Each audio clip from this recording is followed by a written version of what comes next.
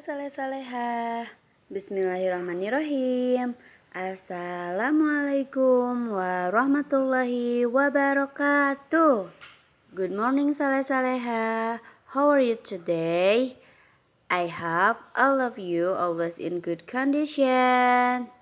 Okay, saleh-salehah. Before we start our lesson today, let's say basmalah together. Bismillahirrahmanirrahim. Pada pembelajaran ke-10 ini, kita akan membahas tentang keteladanan kisah Wali Songo. Are you ready? Okay, let's check it out. Saleh-salehah, alhamdulillah hari ini kita sudah memasuki bab terakhir, yaitu pelajaran ke-10 tentang kisah keteladanan Wali Songo. Siapa yang sudah mengetahui kisah keteladanan Wali Songo?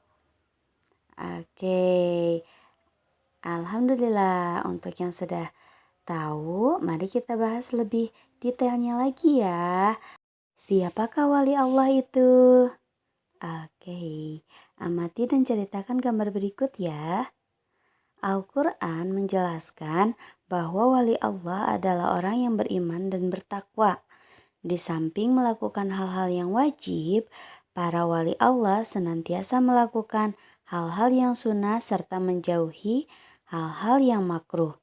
Allah Subhanahu wa Ta'ala berfirman, artinya, ingatlah wali-wali Allah itu, tidak ada rasa takut pada mereka, dan mereka tidak bersedih hati, yaitu orang-orang yang beriman dan senantiasa bertakwa. Quran Surat Yunus ayat 62-63. Lalu bagaimanakah keimanan wali Allah?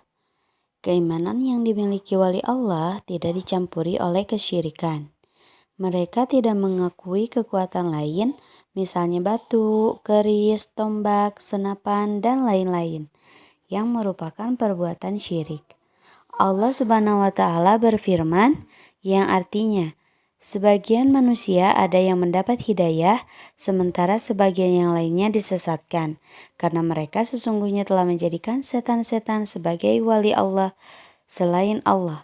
Sementara mereka mengira bahwa mereka mendapatkan hidayah. Quran Surat Al-A'raf ayat 30.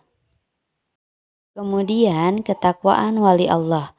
Keimanan para wali Allah tidak sekedar pengakuan, tetapi keimanan mereka menghasilkan ketakwaan. Mereka melakukan apa yang diperintahkan oleh Allah dan menjauhi apa yang dilarangnya. Mereka tidak hanya melakukan hal-hal yang diwajibkan agama, tetapi juga menjalankan amalan-amalan sunnah. Mereka menghindari perkara yang makruh dan menjauhi perkara yang diharamkan oleh Allah. Selanjutnya kita akan membahas tentang kisah teladan Wali Songo. Lihatlah ilustrasi Masjid Menara Kudus tersebut.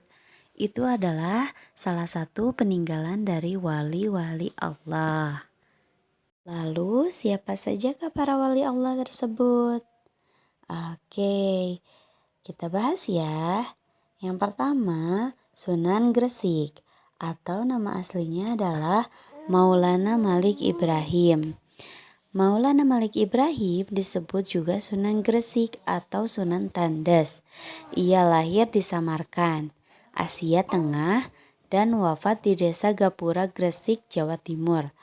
Kisah keteladanannya adalah semangatnya mendakwahkan Islam. Sunan Gresik banyak membela rakyat Jawa yang tertindas oleh Majapahit. Ia juga mengajarkan cara-cara baru bercocok tanam. Yang kedua adalah Sunan Ampel atau Raden Rahmat. Sunan Ampel atau Raden Rahmat dianggap sebagai sesepuh oleh para wali lainnya. Makam Sunan Ampel terletak di dekat Masjid Ampel, Surabaya. Kisah keteladanan yang menarik adalah ketika Sunan Ampel berdakwah kepada Prabu Brawijaya. Meskipun akhirnya tidak memeluk agama Islam, Prabu Brawijaya terkesan dengan ajaran agama Islam sebagai ajaran budi pekerti yang mulia. Sunan Ampel mengajarkan falsafah mohlimo atau 5M. Yang dimaksud dengan mohlimo adalah tidak mau melakukan 5 perbuatan tercela, yaitu 1. Main atau berjudi. 2. Ngombe atau mabuk-mabukan. 3. Maling atau mencuri. Yang keempat, madat atau menghisap candu atau ganja. Dan yang kelima yaitu madon, yang artinya berzina. Selanjutnya yang ketiga yaitu Sunan Bonang, atau nama aslinya yaitu Mahdum Ibrahim. Sunan Bonang adalah putra Sunan Ampel dan sekaligus muridnya. Ia wafat pada tahun 1525. Kisah keteladannya adalah cara berdakwahnya yang bijak. Sunan Bonang sering menggunakan kesenian rakyat untuk menarik simpati mereka. Ia memasukkan alat musik bonang pada seperangkat alat musik gamelan. Oleh karena itu, ia dikenal dengan sebutan Sunan Bonang. Sunan Bonang juga penggugah suluk wijil dan tembang tombo ati. Nah, saleh-saleha, itulah beberapa penjelasan dari kisah keteladanan Wali Songo. Untuk kisah keteladanan yang lainnya, kita akan bahas di video pembelajaran selanjutnya. Oke, I think enough for today. Let's say hamdalah together. Alhamdulillahi Rabbil Alamin. Thank you for watching. Assalamualaikum warahmatullahi wabarakatuh.